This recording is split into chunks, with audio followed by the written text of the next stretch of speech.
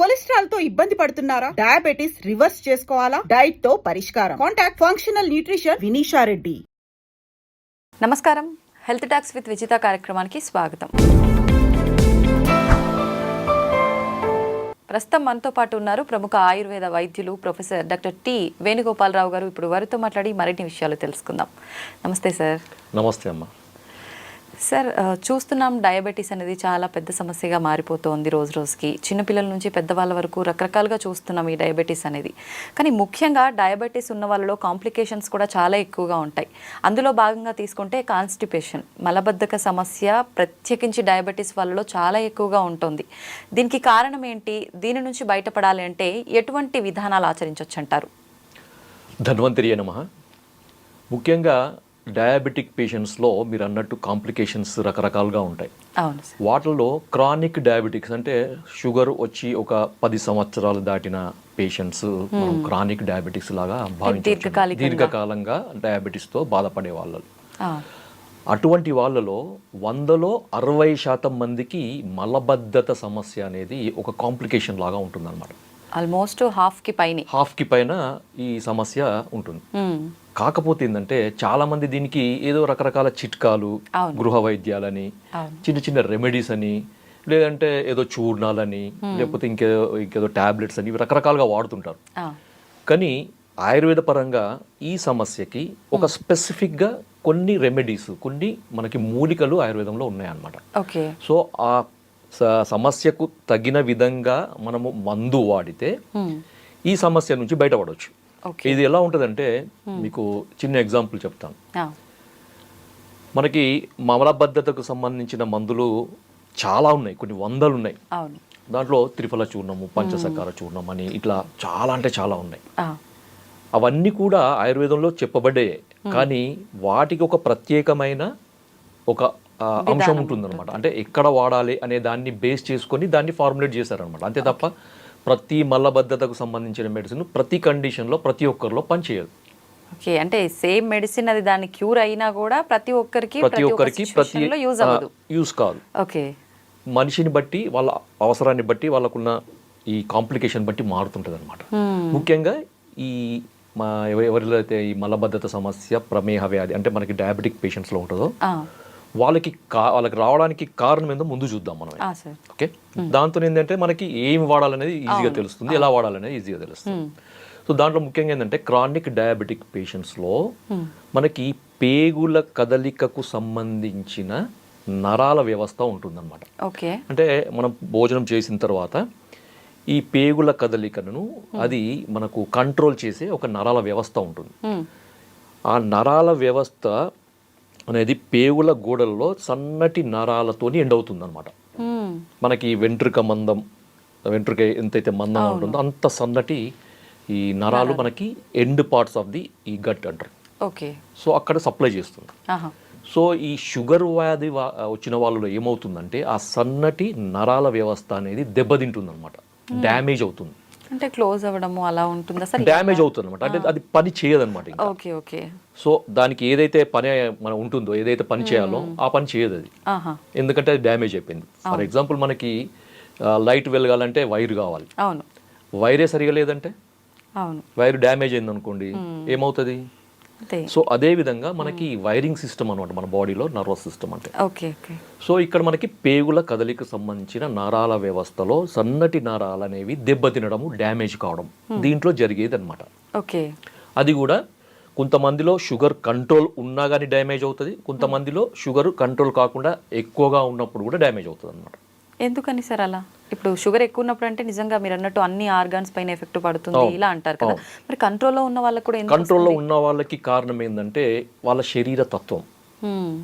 Okay, దీన్ని phenotype, genotype అంటారు. శరీర ప్రకృతి అని ఆయుర్వేదంలో అంటారు అనమాట. బై డిఫాల్ట్ వాత తత్వం ఉన్న వాళ్ళు ఉన్నారు అనుకోండి, వాళ్ళకి షుగర్ లేకున్నా మనకి కాన్స్టిపేషన్ ఉంటుంది. ఇంకా షుగర్ వస్తే ఇంకా కాన్స్టిపేషన్ అనే ఎక్కువ వస్తుంది అనమాట. సో అది మనకి కాన్స్టిట్యూషన్ పరంగా కూడా మనకి డయాబెటిక్ కంట్రోల్లో ఉన్నా కానీ వాళ్ళ శరీర తత్వాన్ని బట్టి ఈ సమస్య వచ్చే అవకాశం ఉంటుందన్నమాట. ఓకే, సెకండ్ వచ్చేసి మరి దీనికి ఈ సమస్య నుంచి బయటపడడానికి మనం ఏం చేయాలి, రెండవ ప్రశ్న కదా. సో దీనికి ఏంటంటే మా క్లినిక్లో మేము దాదాపు ఒక 20 ఏళ్ళ నుంచి ప్రాక్టీస్ చేస్తున్నాం. డయాబెటిక్ పేషెంట్స్ చాలా మంది వస్తుంటారు, వేల మందిలో మేము చూస్తుంటాం. సో వాళ్ళలో మేము ఎక్కువగా ఈ ఒక మూలికను మేము ఇస్తుంటాం అనమాట. సో అది చాలా అద్భుతంగా పనిచేస్తుంది. అది ఈ రోజు మన ప్రేక్షకుల కొరకు మనం చెప్తున్నాం అనమాట. సో దాని పేరు ఏంటంటే చూడమ్మా, ఇది ఓకే, ఏ మూలిక సార్ ఇది? దీని పేరు కటుక్క రోహిణి అమ్మ. తెలుగులో దీన్ని కటుక్క రోహిణి అంటారు. కటుక్క రోహిణి. ఓకే. దీన్ని ఆయుర్వేదంలో కుట్టుకి ఆర్ కట్టుకి అని అంటారు. సో దాదాపు అన్ని భాషల్లో కూడా కటుక రోహిణి లేదా కుట్కి అని అంటారు. హిందీలో కుట్కి అంటారు. ఓకే. సో సంస్కృతంలో కట్టుకి అని అంటారు, హిందీలో కుట్కి, తెలుగులో కటుక రోహిణి. కటుక, కుట్టుకి, కట్టుకి ఇవంతా ఆల్మోస్ట్ అన్ని లాంగ్వేజ్ లో వస్తుంది అన్నమాట. సో మీరు మార్కెట్లో కటుక రోహిణి అంటే మనకి ఈజీగా దొరుకుతుంది. ఇది చెట్టుకు సంబంధించిన వేరు భాగం అన్నమాట. మనకి ఇది ఎక్కువగా హిమాలయాల్లో పెరుగుతుంది అన్నమాట. హిమాలయాల్లో పెరిగే మూలిక ఇది. ఇప్పుడు మామూలుగా మనకి స్టోర్స్ లో మనకి ఆయుర్వేదం మూలికలు అమ్మే షాప్స్ దొరుకుతుంది. లేదు అంటే ఆన్లైన్ లో కూడా మీరు కట్టుకి లేకపోతే కటుక రోహిణి అని కొట్టండి, దొరుకుతుంది. ఇప్పుడు బాగుంది సార్, మీరు సమస్య చెప్పారు, దానికి పరిష్కారం ఏంటి అంటే ఈ మూలిక అని చెప్పారు. మరి ఈ మూలికను తీసుకొచ్చాము, దీన్ని ఎలా ఉపయోగించాలి? తప్పకుండా. అది ఎట్లా అంటే మీరు మామూలుగా మీరు మార్కెట్లో తీసుకొచ్చింది కానీ లేకపోతే మీరు ఎక్కడి నుంచి తెప్పించుకున్నది కానీ దీన్ని పొడి చేసుకోవాలమ్మా. ఓకే. పొడి చేసుకోవాలంటే మీరు మామూలుగా ట్రెడిషనల్గా దంచి కానీ రోట్లో వేసి దంచి వస్త్రగాలితం పట్టి పొడి చేసుకొని స్టోర్ చేసుకోవచ్చు. లేదు మాకు అది చేత కాదు, మాకు రో లేదు అంటే మీరు డైరెక్ట్ మిక్సీలో వేసి మీరు పొడి చేసుకొని వస్త్రగాలితం చేసుకొని సన్నటి పొడి చేసుకొని మీరు స్టోర్ చేసుకో. లేదు పొడి రూపంలో దొరకదా? అదే అంటున్నాయి. ఇప్పుడు ఈ రెండు కూడా మాకు వీలు కాదు అంటే డైరెక్ట్ మీరు పొడి రూపంలో దొరుకుతుంది మీకు, అది తెప్పించుకోవచ్చు. సో మనకు ఓవరాల్ గా పొడి కావాలి మనకి. సో ఈ పొడిని వాడే విధానం ఏంటంటే ప్రతిరోజు కూడా సాయంత్రం పూట అమ్మ, అంటే చాలా మంది ఈ కాన్స్టిపేషన్ కు సంబంధించిన ఈ మెడిసిన్స్ అన్ని రాత్రి పడుకునేటప్పుడు వాడతారు. అవును కదా. అవును. కానీ ఇక్కడ మనం ఏంటంటే ఈ షుగర్ పేషెంట్స్ కు సంబంధించిన కాన్స్టిపేషన్ లో ఏమవుతుందంటే నేను ఇంతకుముందు చెప్పిన పేగుల కదలిక తగ్గుతుంది, నరాల వ్యవస్థ దెబ్బతినడం వల్ల పేగుల కదలిక తగ్గుతుంది. తగ్గడం వల్ల పేగుల కదలిక చాలా స్లోగా అవుతుంది అనమాట.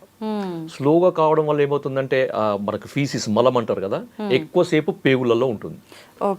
దాంతో ఏమవుతుందో దాంట్లో ఉండే వాటర్ అంతా అబ్జర్వ్ అవుతుంది అనమాట. అబ్జర్వ్ కావడం ఏమవుతుంది, అది గట్టిగా అవుతుంది, హార్డ్ స్టూల్స్ అంటారు కదా. సో ఈ హార్డ్ స్టూల్స్ వల్ల వీళ్ళు మోషన్ పోవడానికి చాలా ఇబ్బంది పడుతుంటారు.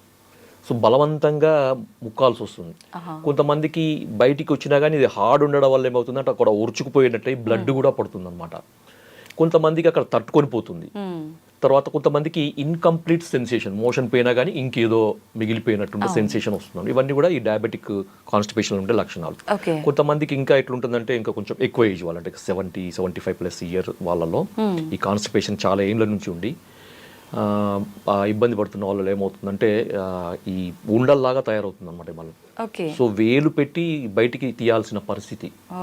కొంతమందికి 2 రోజులకు రాదు, 3 రోజులు, కొంతమందికి 4-5 రోజులు, కొంతమందికి వారం వరకు కూడా మోషన్ బయటికి రాకుండా ఉంటది అనమాట.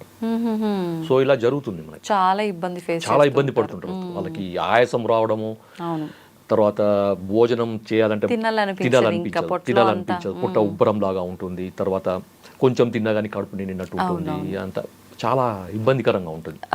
ఎందుకంటే డ్రైనేజ్ సిస్టమ్ అమ్మ, సింపుల్ గా డ్రైనేజ్ సిస్టమ్ సరిగా లేకపోతే ఒక్కసారి డ్రైనేజ్ క్లీన్ ఎక్కడికక్కడ జామ్ అయిపోతుంది అని అంటే అది అంతే. డ్రైనేజ్ కరెక్ట్ గా ఉంటే మొత్తం డిటాక్స్ అవుతుంది బాడీ. డిటాక్స్ ఏంటంటే బాడీ యాక్టివ్ అవుతుంది. వరకైనా అంతే, వీళ్ళకనే కాదు. సో ఇక్కడ కుట్టికి ఏం చేస్తుందంటే ఈ కటుక రోహిణి నేను చెప్పాను కదా, దీన్ని వాడే విధానం ఏంటంటే సాయంత్రం పూట వాడాలి. ఉదాహరణకి లంచ్ ఒక 2 o'clock చేస్తారు, డిన్నర్ ఒక 7 o'clock చేస్తారు అంటే మీరు తీసుకోవాల్సింది ఒక 4 to 5 మధ్యలో తీసుకోండి. డిన్నర్ కి 2 గంటల ముందు, లంచ్ కి 2 గంటల తర్వాత, ఈ మధ్యలో తీసుకోవాలన్నమాట. సో దీన్ని ఒక టీ స్పూన్ పొడిని ఒక 1/2 కప్పు గోరువెచ్చని నీళ్ళలో కలిపేసి తాగాలి, అంతే. కానీ చాలా మంది ఇబ్బంది పడేది ఏంటంటే ఇది చాలా చేదుగా ఉంటుందమ్మా, చాలా చేదుగా ఉంటుంది. అయినా తీసుకోవాలి, కళ్ళు మూసుకొని తీసుకోవాలి, ముక్కు మూసుకొని కళ్ళు మూసుకొని తీసుకోవాలి, తప్పదు. దీనివల్ల బెనిఫిట్స్ ఏంటో చెప్తాను నేను. ఎందుకంటే కటుక రోహిణి మనం ఎందుకు ఇస్తున్నాము ఈ కండిషన్లో అంటే ఆయుర్వేదంలో కటుక రోహిణికి ఒక స్పెసిఫిక్ యాక్షన్ చెప్పారనమాట. సో భేదితం పిండిత మలానాం అంటే గట్టిపడ్డ మలాలను సాఫ్టెన్ చేస్తుంది ఇది. ఓ సో ఆ లోపల ఉన్న హైడ్రేషన్ అంటే వాటర్ లాగకుండా చేస్తుంది ఇంటెస్టైన్స్లో, చేసి లోపల ఉన్న ఈ ఫీస్ మలానికి మెత్తబడేటట్టు చేస్తుంది అనమాట. వాళ్ళు మోషన్ పోవడానికి చాలా ఈజీ అవుతుంది, ఎక్కువ స్ట్రెయిన్ లేకుండా పూర్తిగా అది తగ్గుతుంది. ఇంకొకటి ఏంటంటే కట్కరోహిణి చాలామంది చాలా అంటే ఆయుర్వేద వైద్యులందరికీ తెలుసు కట్కరోహిణి అనేది లివర్కి సంబంధించిన మందు అని. ఎందుకంటే లివర్ యొక్క ఫంక్షన్ కూడా ఇది రిస్టోర్ చేస్తుంది అనమాట. కొంతమందికి లివర్ ప్రాబ్లం వల్ల కూడా కాన్స్టిపేషన్ రావచ్చు. ఓకే, డయాబెటీస్ పేషెంట్లో నరాలతో వల్లనే కాకుండా కొన్నిసార్లు లివర్ ప్రాబ్లం వల్ల కూడా రావచ్చు. నరాల వ్యవస్థ బాగానే ఉండి అలాంటి ప్రాబ్లం ఉన్న వాళ్ళకి కూడా ఇది ఇది వల్ల సెట్ అవుతుంది. ఎందుకంటే మనకు లివర్ ఫంక్షన్ టెస్ట్ లో ఎస్జిపిటి, ఎస్జిపోటి అనే ఎంజైమ్స్ ఉంటాయి, లివర్ ఎంజైమ్స్. ఈ ఎంజైమ్స్ ఎలివేట్ అయినప్పుడు కూడా మనకి సైంటిఫిక్, ఇది నేను చెప్పేది కాదు, నా సొంతంది కాదు ఇది. సో ఇది సైంటిఫిక్ గా ప్రూవ్ అయింది అనమాట. ఎస్జిపిటి, ఎస్జిఓటి లెవెల్స్ ని ఇది రెడ్యూస్ చేస్తుంది, బిలియరీ సీక్రెషన్ ని కంట్రోల్ చేస్తుంది, రెగ్యులేట్ చేస్తుంది. కాబట్టి ఇలాంటి సమస్య ఉన్న వాళ్ళు కూడా దీన్ని ఖచ్చితంగా వాడుకోవచ్చు. బిలియరీ సీక్రెషన్స్ కూడా మంచిగా చేస్తుంది. ఇంకొక అడ్వాంటేజ్ ఏంటంటే మనకి రీసెంట్గా జరిగిన మనకి ఈ సైంటిఫిక్ రీసెర్చ్లో తేలింది ఏంటంటే ఇది షుగర్ని కూడా కంట్రోల్ చేస్తుంది.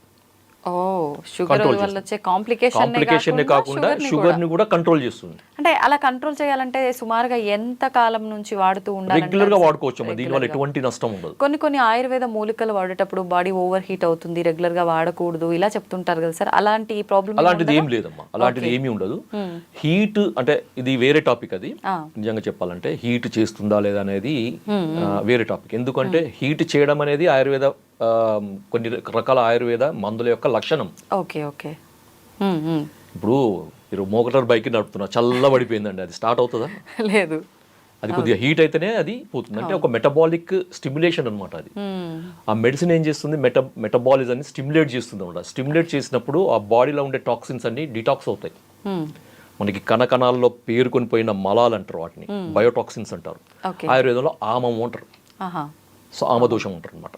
సో ఇవన్నీ టాక్సిన్స్, బయోటాక్సిన్స్ అన్ని రిలీజ్ కావాలంటే ఒక రకమైన ఫోర్స్ కావాలన్నమాట. ఆ మందు ఒక ఫోర్స్తో పోవాలి.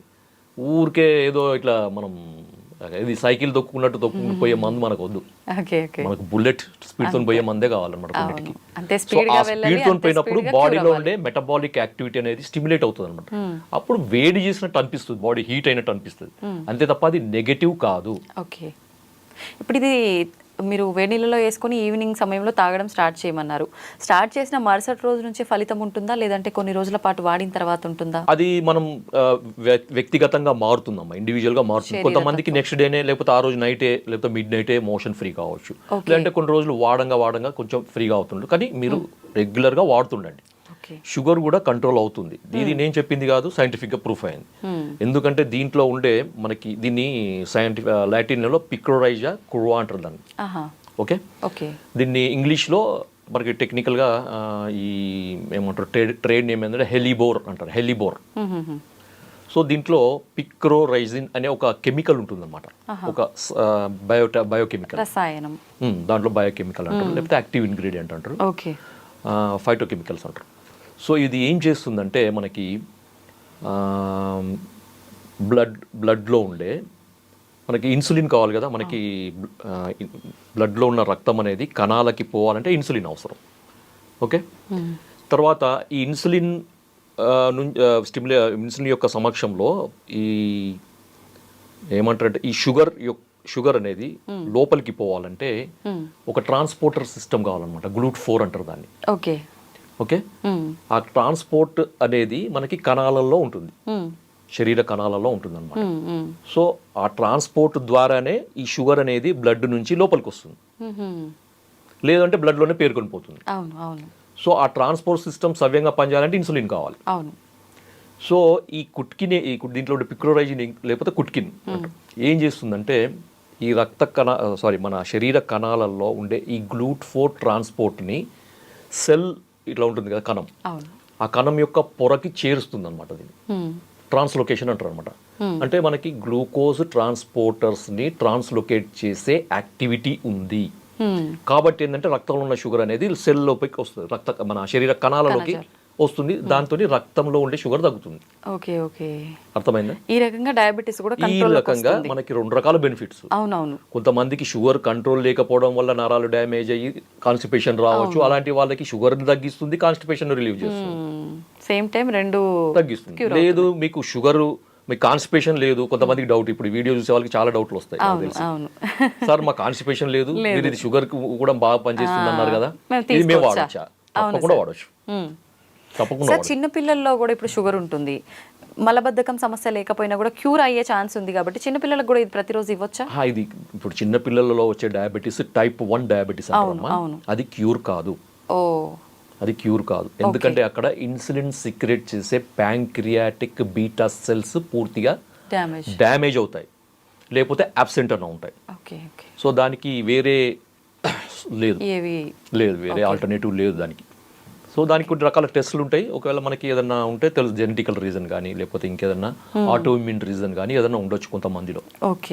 కొంచెం ఇమ్యూనిటీ సంబంధించిన సెల్స్ అనేవి ప్యాంక్రియాటిక్ బీటా సెల్స్ని అటాక్ చేయడం వల్ల డ్యామేజ్ అయ్యే అవకాశం ఉంటుంది. సో అలాంటప్పుడు మనం కొన్ని రకాల ఈ యాంటీబాడీస్ని కంట్రోల్ చేసే మెడిసిన్స్ వాడడం వల్ల కొంతమందికి ఉపయోగం ఉండొచ్చు, కానీ బై బర్త్ జెనెటికల్గా వచ్చే వాళ్ళకి మాత్రం మనం ఏం చేయలేము. ఓకే సార్, ఇప్పుడు ఆయుర్వేదం అనగానే చాలా మందిలో ఒక అపోహ ఉంటుంది, పత్యాలు చేయాలి ఏం మెడిసిన్ వాడినా కూడా అని చెప్పి.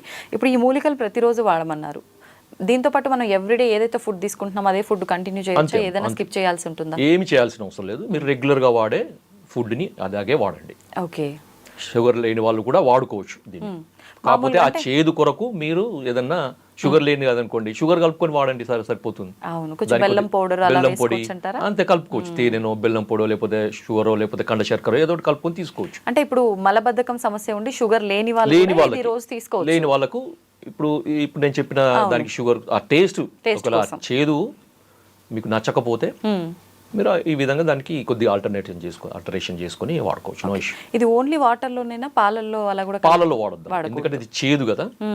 చేదు అనేది మనకు ఆయుర్వేదంలో మనకి దానికి వ్యతిరేకం అవుతుంది అనమాట, కాంట్రాస్ట్ ఫుడ్ అంటారు దాన్ని. Okay okay, thank you sir, నిజంగా చాలా వాల్యుబుల్ ఇన్ఫర్మేషన్ అయితే ఇచ్చారు. ప్రతి ఒక్కరూ డయాబెటీస్తో బాధపడుతున్నారు, ప్లస్ దాంతోపాటు మీరు అన్నట్టుగా చాలా రకాల కాంప్లికేషన్స్, ఈ మలబద్ధకం సమస్య మామూలు వాళ్ళలో వస్తేనే చాలా ఇబ్బంది పడుతూ ఉంటారు, అలాంటిది షుగర్తో పాటు మలబద్ధకం అంటే నిజంగా చాలా ఎక్కువ సమస్యనే ఫేస్ చేస్తున్నారు. అటువంటి వాళ్ళకి చాలా మంచి ఇన్ఫర్మేషన్ ఇచ్చారు sir, thank you very much.